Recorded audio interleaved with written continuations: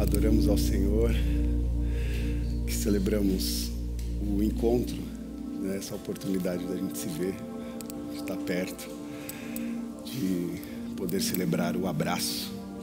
Um abraço tão raro, né, no nosso tempo, tão proibido também, com tantas dificuldades, seja por conta de um vírus, seja por conta do distanciamento social, seja por conta também das nossas diferenças. Há tanto, né? Há tanta separação, tantos muros. E o Evangelho nos convida para os encontros, nos convida para o abraço, nos convida para estar mais perto. E que nós possamos, sim, nessa atmosfera que vivemos através das canções, performar também nas nossas relações. Em nome de Jesus. Graça, paz e bem da parte do Senhor Jesus Cristo a todos e todas. Todos que estão presentes, você que está em casa, seja muito bem-vindo. Você que está nos ouvindo, seja onde for, quando for, que você possa ser impactado por essa mensagem. É um dia especial e eu gostaria de compartilhar com vocês uma mensagem que está no livro de 2 Coríntios, uma carta do apóstolo Paulo aos Coríntios, a segunda carta. E nós vamos ler o capítulo 3 e o verso 3.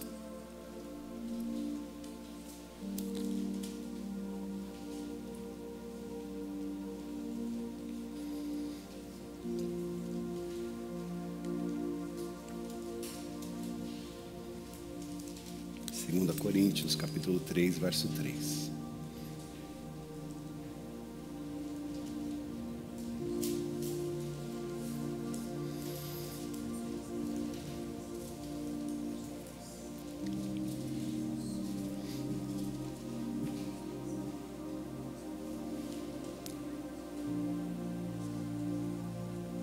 Nesse texto, o apóstolo Paulo diz: vocês demonstram que são uma carta de Cristo, resultado do nosso trabalho, escrita não a tinta, mas com o Espírito do Deus vivo, não em tábuas de pedra, mas em tábuas de corações humanos.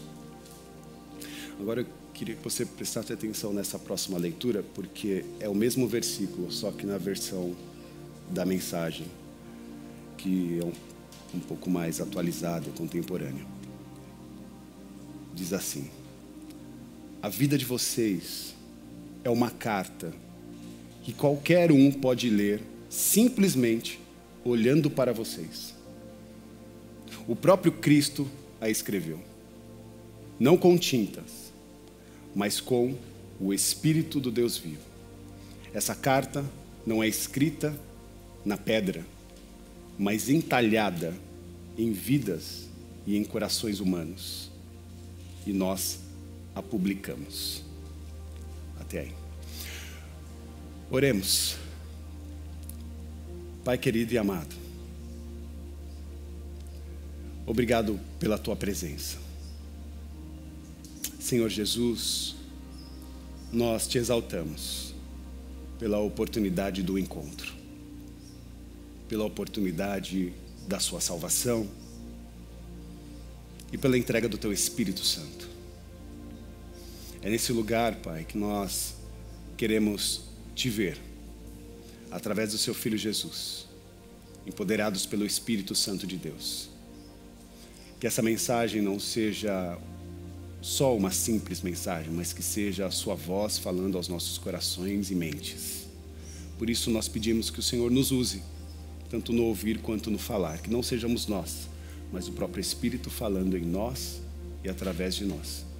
Esse é o nosso pedido com agradecimento, em nome de Jesus. Amém, amém e amém.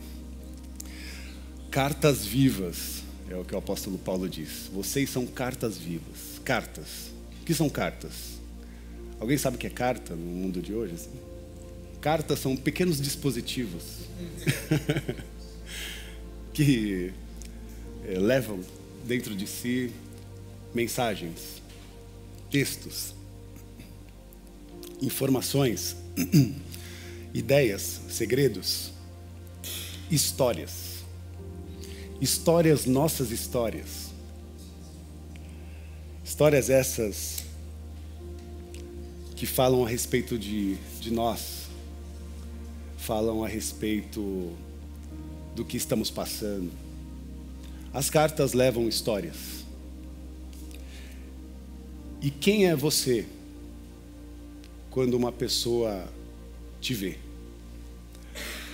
Quem é você quando uma pessoa te lê?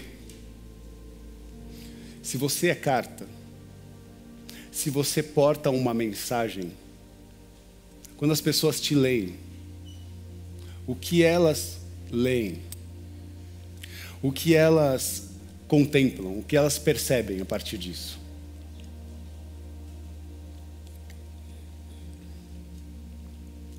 Essa é uma pergunta que eu tenho feito a mim, que eu faço constantemente. O que as pessoas pensam a respeito de mim? E eu faço essa pergunta para as pessoas também. Eu tenho interesse de saber o que as pessoas estão... É como as pessoas me leem. Talvez eu não faça a pergunta diretamente, mas nas conversas eu quero descobrir o que as pessoas estão pensando a respeito de mim.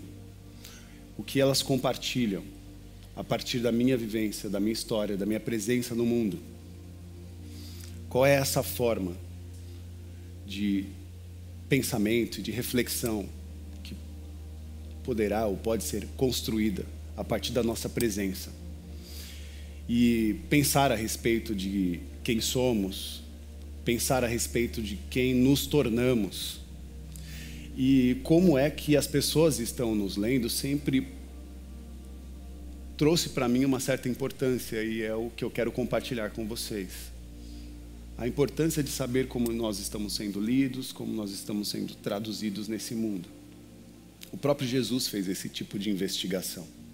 Se você for no livro de Mateus, no capítulo 16, no verso 13, Jesus conversa com os discípulos, seus pares, seus amigos espirituais. E quando ele se dirige aos discípulos em Mateus 16, 13, ele diz assim: quem os outros dizem que o Filho do Homem é? E os discípulos respondem: alguns dizem que o Senhor é o João Batista, e outros dizem Elias, e ainda há outros que dizem ser Jeremias, ou algum dos profetas. Jesus novamente torna a fazer uma nova pergunta aos discípulos. Ele pergunta: quem vocês dizem que eu sou? Versículo 15. E vocês? Quem vocês dizem que eu sou? E Simão Pedro responde: tu és o Cristo, o Filho do Deus vivo. E esse trecho nos traz informações grandiosas, revelações e profecias, informações que pareciam estar ainda obscuras na mente daqueles discípulos, daqueles que seguiam a Jesus, e obviamente ao povo, porque aqui está bem claro. As pessoas, de certa forma, não sabiam não ler quem Jesus era, qual era a importância de Jesus, qual era a importância da presença de Jesus naquele momento da história. E quando alguém lê a minha vida, quando alguém lê a sua vida, o que é que ela lê? O que é que ela vê que está escrito, né? O que é que ela encontra escrito a partir da sua presença no mundo? Então essa é a minha pergunta para a reflexão de hoje. O que as pessoas leem a partir da nossa presença no mundo? Assim como Jesus olhou para os discípulos e disse: o que as pessoas estão falando a respeito de mim? Quem elas dizem que eu sou? E olha depois para os discípulos e fala: e vocês? Quem vocês dizem que eu sou? Mas penso que há uma outra pergunta a se fazer. Como você está lendo a vida das pessoas à sua volta? Como que você percebe outras existências? Como você lê o outro? Porque se você não sabe que existem outras pessoas, outras vidas, que também são cartas de Cristo, e que são diferentes de você, mas são cartas de Cristo, mensageiros, portadores da mensagem de Deus. Por isso é importante saber que o mundo não gira, né, em volta do nosso umbigo, né? Que a nossa presença no mundo, ela é importante ser percebida não só pelas pessoas, mas por nós mesmos. Mas as coisas não giram a respeito, não é tudo sobre nós. Melhor, vou usar o termo egocêntrico. Não é tudo sobre mim. É sobre nós. É sobre um todo. É sobre uma comunidade, uma família, um laço de amizade, de relação. É sobre isso. Porque você pode até ter uma habilidade. Você pode conseguir até alguns feitos. Mas se você não conseguir ler o próximo, você vai sofrer consequências por isso. Porque não basta ler a si mesmo, se nós somos péssimos em ler o outro, sem ler aquele que está diante de nós. E tendo dificuldade de discernir ele ou ela, nós caímos no erro de achar que as pessoas precisam ser iguais a nós. Nós buscamos uma certa perfeição pessoal, e se é que atingimos na nossa mente essa perfeição, exigimos do outro essa mesma performance. E isso nos coloca num lugar de tirania, em que eu tenho que liderar você a partir daquilo que você deve viver. Olhe para mim, eu sou um referencial, então seja igual. Entende? Essa performance egóica que não ajuda, mas coloca as pessoas num patamar de inferioridade. Jesus não fez isso. Não nos ensina isso. Cristo está presente na comunhão, na relação horizontal, em que o olho no olho é presente nos diálogos e na conversa. Jesus, obviamente, sendo 100% Deus, sabia o que as pessoas falavam a respeito dele. Mas ele preferiu conversar com seus pares a respeito dessas questões. Jesus sabia o que estava no coração daqueles discípulos. Tanto é que quando Pedro virou para Jesus e falou: "Tu és o Cristo, o Filho do Deus vivo", ele disse: "Quem revelou isso para você foi o meu Pai. Não veio de você." Essas expressões, essas falas, e esse cuidado que Jesus tem com os seus pares precisa ser percebido, porque ele está sempre propondo para nós uma mesa de encontros, uma mesa de relação, em que os nossos diálogos são possíveis e que as nossas histórias podem ser trocadas a partir das experiências, sejam elas extremamente positivas, felizes, as conquistas, ou também as quedas, as dificuldades, os problemas, porque é no ambiente da relação. Algo que eu aprendi de forma particular, especialmente no meu casamento. Ter uma parceira com quem eu posso trocar, falar das minhas dores, das minhas dificuldades, e se abrir às críticas. Sabe? Ouvir as críticas, pensar a respeito delas, saber dar um passo para trás, dar tempo por uma caminhada, para uma jornada. Por exemplo, o que nós estamos construindo aqui é uma jornada de relação. Embora nós nos encontremos, né, normalmente somente um dia ou 2 dias na semana, parece ainda muito pouco para aquilo que nós queremos construir, porque nós queremos ainda mais, uma relação mais profunda, em que nós criemos zonas de segurança para as nossas conversas serem mais profundas, espaços seguros, mesas, né, de relação. É o que o Senhor está propondo para nós, uma mesa de encontros. E o pódio acaba sendo um pouco de uma certa referência para nós, né? Porque sempre quando eu vejo alguém no pódio, essas pessoas estão sozinhas, né? Você vê alguém no pódio subindo lá, em primeiro lugar, ela ergue a medalha lá, olímpica, né? Ou o troféu, naquela competição específica, e aí ele é celebrado ali, ele está em primeiro lugar, ele é a pessoa no topo do mundo, né? No topo da vitória. Mas é extraordinário ver também a sensibilidade de alguns atletas que, quando descem do pódio e são entrevistados, eles dizem: essa conquista não é só minha. Aí fala do treinador, do patrocinador, do amigo, dos familiares. Reconhece. Por isso, isso é uma forma de ser igreja.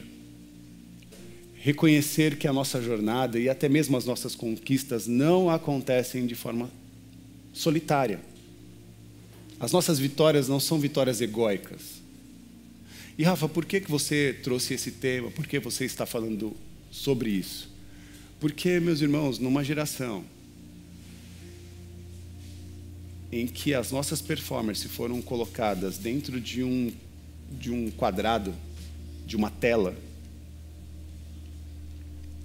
em que nós queremos ter uma presença no mundo digital e a nossa presença requer uma selfie,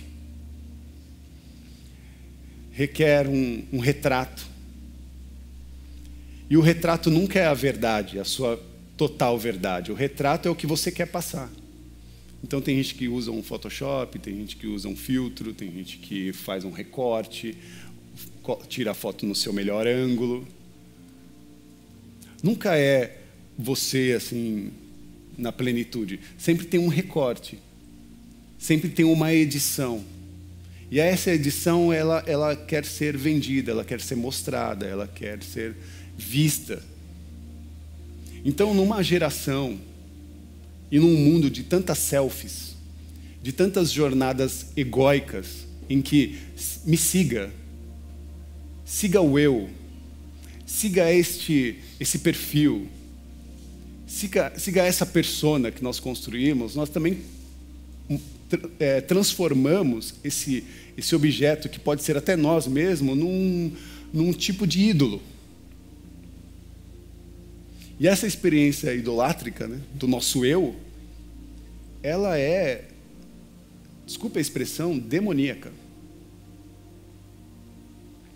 Porque no inferno, as expressões mais diabólicas são chamadas de eu, são carregadas do eu. Eu consigo, eu faço, eu posso, eu não preciso de ninguém. Porque e esse eu, ele acaba se empoderando de tal forma que vira um ego absoluto. E o ego absoluto é um tipo de expressão infernal. Por isso o desafio para nós é também construir uma sociedade que fique distante de qualquer expressão idolátrica, especialmente dessas que se posicionam como uma experiência de salvador, né? De libertador.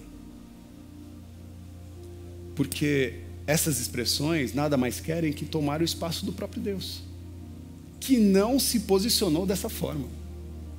Pelo contrário, se esvaziou de todo o seu eu.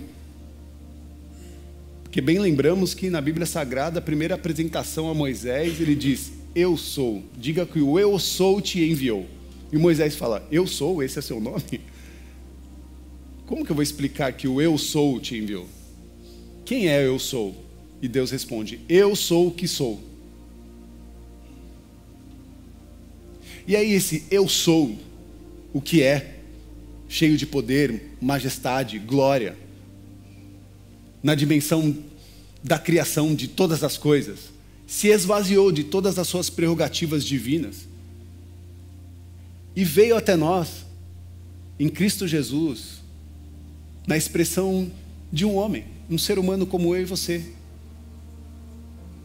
Deus se fez valer a experiência da humanidade, nas suas dores, na sua angústia, nas suas perdas, nas suas fragilidades, nas suas dificuldades de avanço, de acesso. Imagina Deus eterno, preso ao tempo. Aquele que viveu na eternidade agora está preso ao tempo. Tem hora para estar, para ir, para chegar. Tem hora que não dá tempo, tem hora que dá.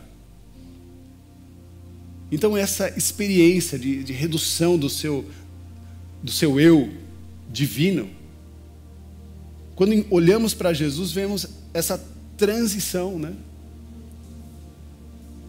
Isso só pode ser nos dado a partir do amor.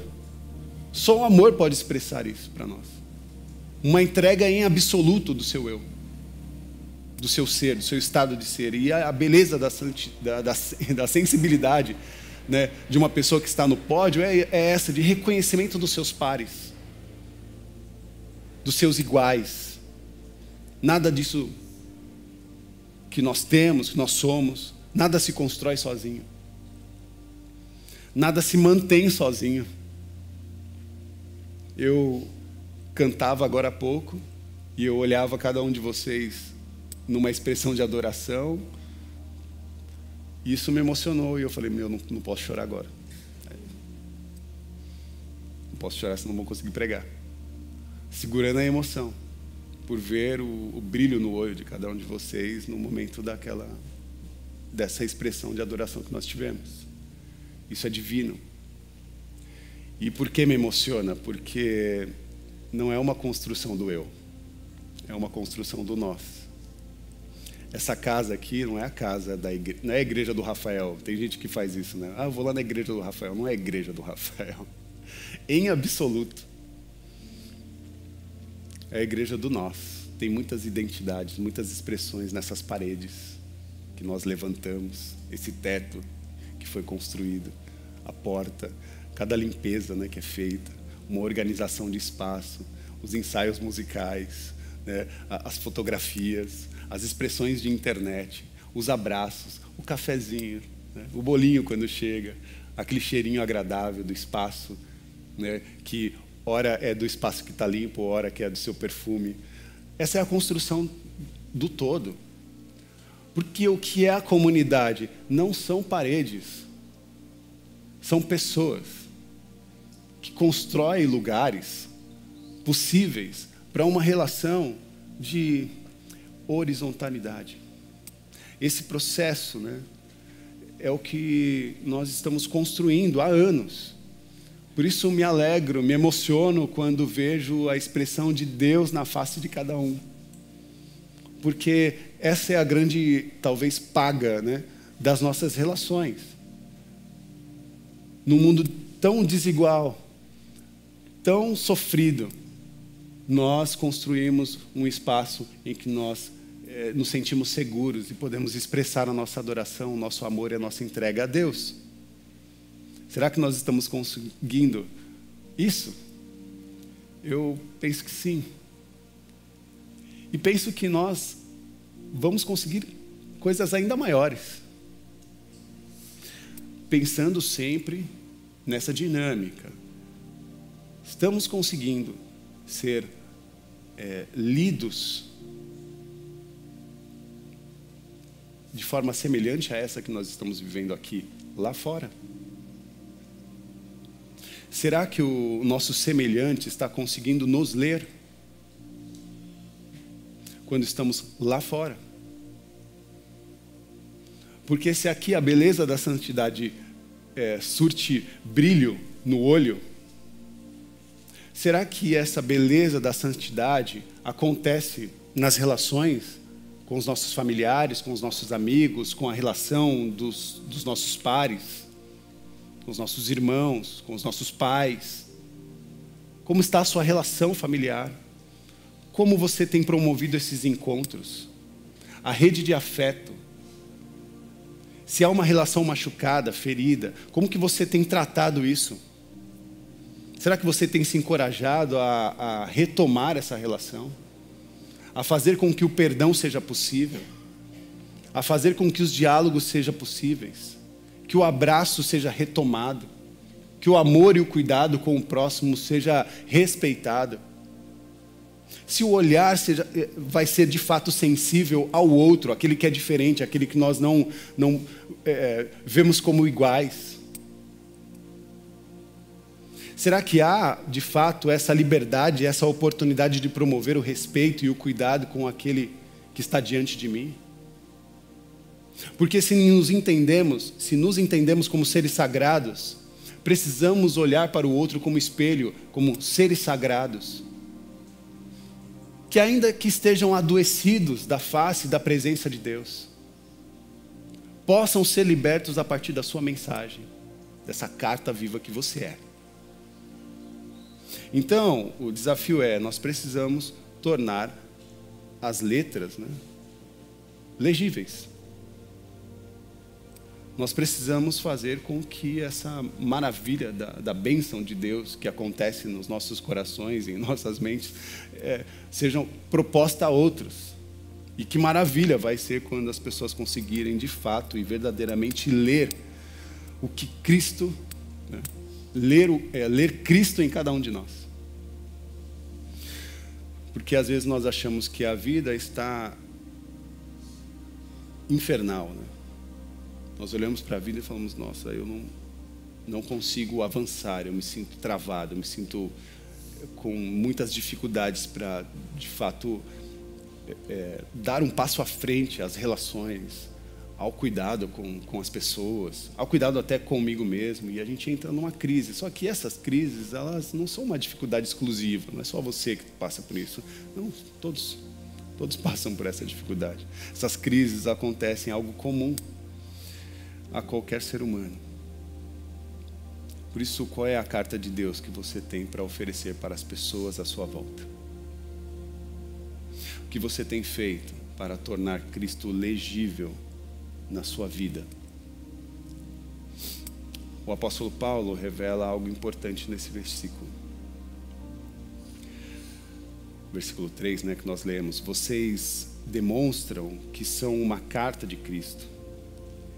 E aí ele faz um adendo, Ele fala, resultado do nosso trabalho.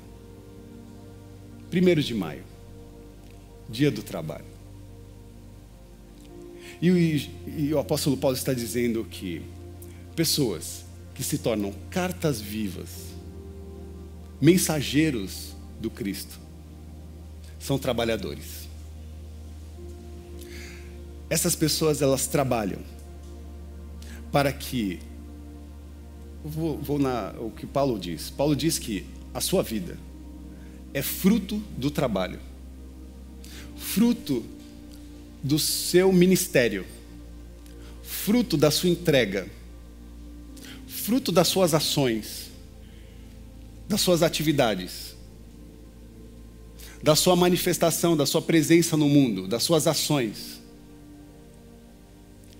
Por isso o Evangelho é apresentado para nós como um movimento. Nós não somos parasitas, mas nós somos seres em movimento. E o nosso movimento é o Evangelho. O Evangelho significa as boas novas. Levar a mensagem, as boas novas do Evangelho para todos e todas. Por isso, Deus propõe para cada um de nós a oportunidade do exercício de frutificar a partir do nosso trabalho. E é óbvio que eu não estou falando só do seu trabalho comum, do seu exercício, diário de trabalho lá na sua empresa, no seu escritório, onde você trabalha, até em casa hoje. Seja onde for que você trabalha, eu estou dizendo que há um espaço que transcende esse local. Que exige de você também um esforço. A relação que está problemática, ela não vai ser retomada se você não agir, se você não se posicionar, se você não tomar uma decisão. Ela vai ficar estática. Por isso as nossas ações, elas precisam e serão medidas, especialmente em relação ao outro, especialmente em relação àqueles pares, aquelas pessoas que estão ao nosso redor. Eu não consigo ver nada de bom nessas pessoas, eu não consigo ver nada de bom que eu possa fazer para que a minha relação seja tomada Será mesmo? Será que você não consegue ver nada de bom ou você não quer? Tem gente que não consegue. Tem gente que não quer. Mas é uma análise de fato que precisa ser feita. Ou a gente faz uma análise de fato, se é eu não consigo ou eu não quero. Ou nós fazemos uma análise a partir dos nossos desequilíbrios emocionais. Aí emocionalmente eu não estou preparado para isso. E aí eu sugiro que você busque o Senhor e transforme-se naquilo que Deus quer compartilhar contigo. Existe uma mesa farta para nós. E por que eu falo de mesa? Porque eu falo que Deus está propondo para nós uma mesa da comunhão. Porque a mesa da comunhão tem o pão e o vinho. E o pão e o vinho é a representação do perdão. É a representação da entrega de Jesus, o sacrifício de Jesus por cada um de nós. Do amor e o acolhimento. Das histórias que Ele compartilhou e deixou para cada um de nós a partir dos relacionamentos que criou. Os ensinamentos. Essa mesa, ela está farta de objetos e possibilidades em que nós podemos nos alimentar, colher, né? Para que essas expressões aconteçam no nosso cotidiano. Por isso, cuidado, não transforme aquilo que é de Deus num enigma. Especialmente se for uma pessoa. Não transforme uma pessoa num enigma. Ah, você é um enigma para mim. Eu não te entendo. Eu não consigo acessá-lo. Não transforme as pessoas nesse objeto. Mas transcenda essa expressão entendendo que aqui diante de mim tem alguém de Deus. Tem uma face sagrada, uma face divina. Que posso eu não compreender agora. Mas através da relação, do amor, do cuidado, do tempo disponível, essas dúvidas possam cair por terra. E a partir daí, a amizade, o amor, o companheirismo, o afeto. Por isso, saia daqui compreendendo que a sua casa, o seu lar é sagrado. A sua família é sagrada. Os seus filhos são sagrados. Seus pais são sagrados. Essa comunidade de fé é sagrada. Eu já disse alguma vez, né? Quando você entrar por essa porta, você não está entrando num clube social. Você está entrando num lugar sagrado. Aqui a gente não fala tudo que dá na telha. A gente não veio para papo furado. Não é um boteco, entende? Tem lugar que a gente vai, fala, pode, né? Vai falar de tudo. Aqui não, aqui nós vamos acessar pessoas. Pode ser que você entre nessa porta cheio de alegria para compartilhar e há pessoas do seu lado sofrendo o luto.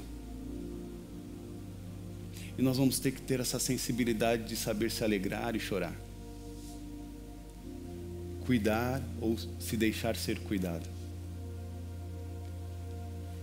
É a sacralidade da comunidade, é a sacralidade da mesa, é a sacralidade do nosso ser, da nossa humanidade. Por isso, a comunidade de fé é um lugar sagrado. E você faz parte disso. E eu amo a Deus por nos dar a oportunidade de amar as pessoas como Deus nos amou. Porque é o que nós estamos fazendo dia a dia.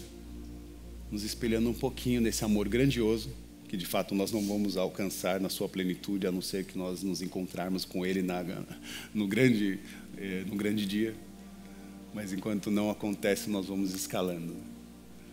Escalando dia a dia, momentos, histórias, expressões, afetividades que vão construindo um laço de afeto, um laço de amor e de carinho com todos ao nosso redor. Que Deus nos abençoe, meus irmãos. Nós vamos à mesa. Nesse momento nós vamos servir, né, uns aos outros, vamos nos servir. E eu peço para que você receba o cálice, o pão, para que nós possamos, não beba, né, não coma antes que todos se sirvam, para que nós possamos fazer isso de forma conjunta, ok? Se você está em casa, você também está muito convidado a fazer isso. Junte aí a sua família, pegue aí um suco de uva, um pão, se você não tiver, que seja uma bolachinha, que seja um copo de água, mas que nós vamos sacralizar esse momento, nós vamos. Porque o que é importante é compreender a manifestação do corpo vivo em nós. E que você não faça isso sozinho, que você chame os seus pares. Agora, se você estiver sozinho, saiba que tem uma comunidade de fé que quer te acolher. Saiba que tem uma comunidade de braços abertos para te receber.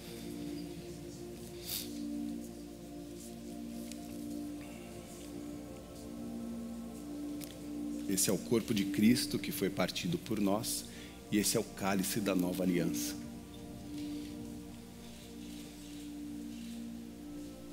Te louvamos, Jesus.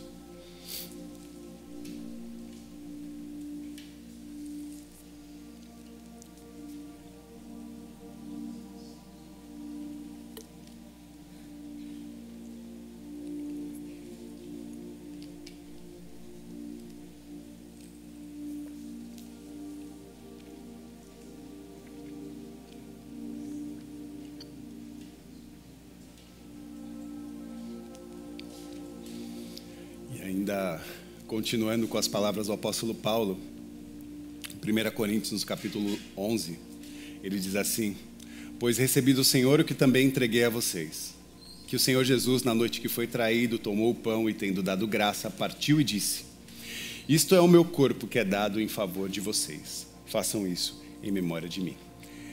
Esse pão, como nós dissemos, deixa de ser só compreendido como uma substância natural e passa a ser a representação do corpo de Cristo que foi partido por cada um de nós. Por isso, quando você comer, coma em memória de Cristo Jesus, coma em memória do seu sofrimento, da sua entrega. Lembre-se do cuidado que Jesus teve conosco e que até o momento não nos víamos como merecedores. O Cordeiro de Deus foi maltratado sem sequer ter sobre si qualquer tipo de mácula, qualquer tipo de pecado. O Cordeiro Santo de Deus morreu pelos nossos pecados. Morreu a nossa morte. Ele nos fez merecedores da vida. Por isso, coma desse pão, lembrando-se da entrega de Deus por cada um de nós. Pode comer do pão.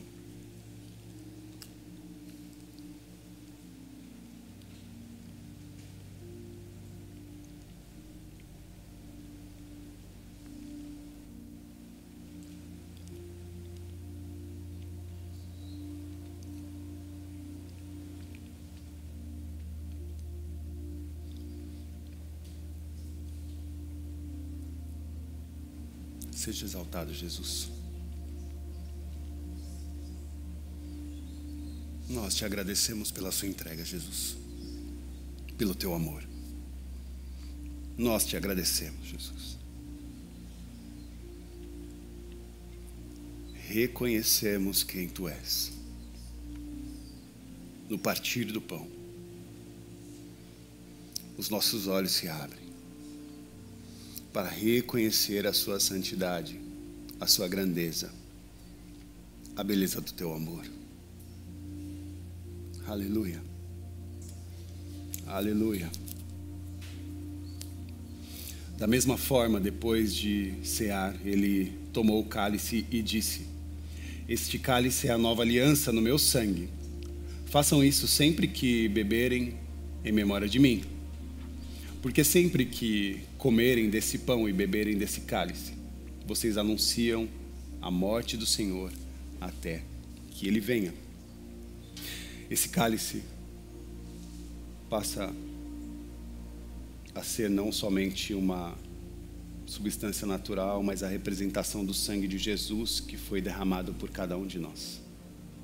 E como o apóstolo Paulo disse, o cálice da nova aliança. Por isso, bebam em memória de Jesus. Agora não mais diante do sofrimento, mas um brinde à vida. A vitória de Jesus por cada um de nós. Jesus venceu, meus irmãos. Não há mais sofrimento. Não há mais dor que possa nos barrar. Ele venceu a morte. E hoje nós podemos declarar. E quero declarar junto. Diga assim: onde está, ó morte, a sua vitória? Onde está, ó morte, o seu poder de ferir? Não há mais força, porque Jesus venceu. Jesus venceu. Um brinde à vitória de Cristo. Um brinde à vida. Um brinde à vida viva de Deus em cada um de nós. Beba do cálice em memória de Jesus Cristo, nosso Senhor.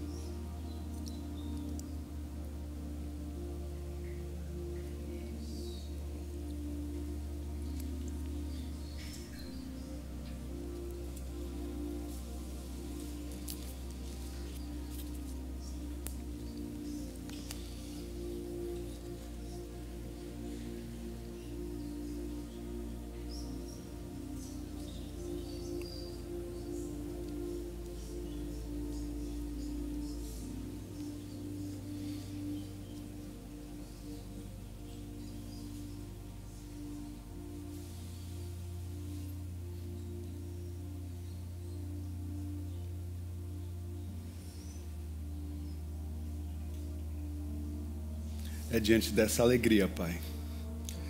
É diante dessa alegria, Senhor Jesus.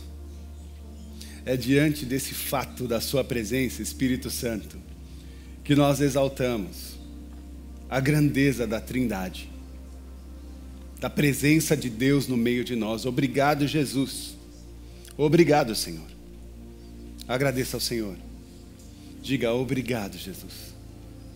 Obrigado, Senhor, por esse tempo, por esse momento, por essa família, por essa mesa. Seja cheio da vida de Deus. Seja impactado por esse amor, por essa graça divina. Aleluia. Te louvamos, Jesus. Glória a Deus. Glória a Deus. Glória a Deus. Muito bom. Deus é bom. Bom, é o primeiro dia da semana, primeiro dia do mês. Fico muito feliz por compartilhar a experiência da comunidade. Você na tela tem os dados para contribuição financeira. Nós vamos para mais um mês, mais um desafio, por isso conto sempre com a colaboração financeira de todos.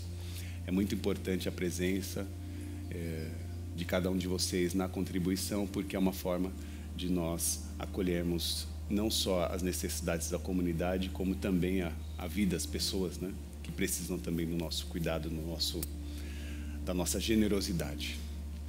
Peço para que você também faça um grande trabalho de evangelismo moderno, que é compartilhar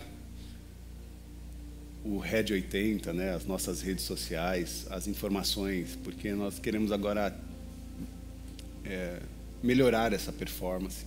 Por isso é muito importante você, não só na reação, mas compartilhar também as informações que acontecem na nossa comunidade, porque isso também desperta, né, desejo, curiosidade das pessoas nos conhecerem. Eu acho que a gente é gente boa, né? A gente é legal. Então mais pessoas precisam conhecer a gente. Então, faz isso como um propósito. Convide outras pessoas para estarem aqui conosco. Vamos fazer dessa casa aqui um lugar mais cheinho, assim, né? Vamos trazer mais gente legal para o nosso lugar, para esse lugar. Vamos preencher essas cadeiras. Eu estou louco para comprar mais cadeiras. Então vamos fazer isso. Vamos reagir dessa forma, né? Você que está em casa é muito bem-vindo.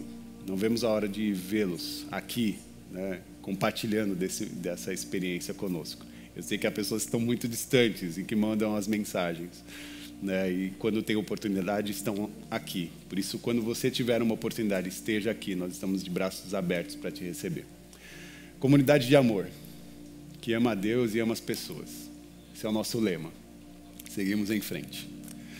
Levante suas mãos aos céus, que o amor de Deus, que a graça do Senhor Jesus Cristo e que a manifestação do Consolador, o Espírito Santo, esteja sobre a vida de cada um de nós.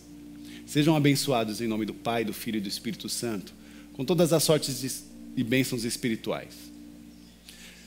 Que você tenha uma semana abençoada, um mês abençoado. Que as respostas, as alegrias, que o Senhor te traga um sorriso no rosto, uma expressão de presente.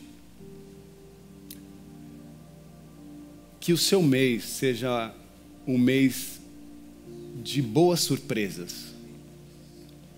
Que você perceba a visitação do Senhor em todo tempo, em todo momento. Ele está no meio de nós. Que Deus nos abençoe. Amém, amém, amém.